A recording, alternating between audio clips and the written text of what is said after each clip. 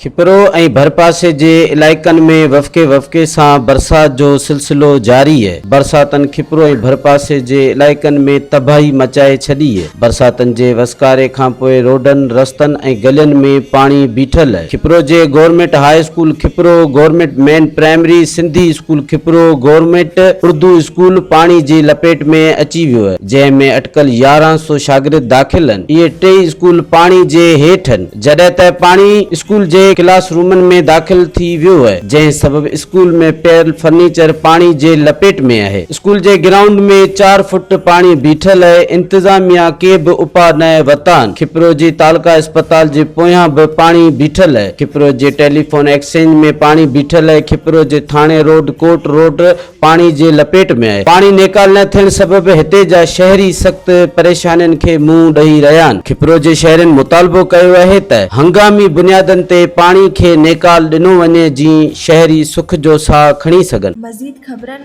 ऐं तफ़सीलात लाइ विज़िट कयो असांजी वेबसाइट www.awamiNewsHD.com ऐं ॾिसंदा रहो अवामी न्यूज़ HD।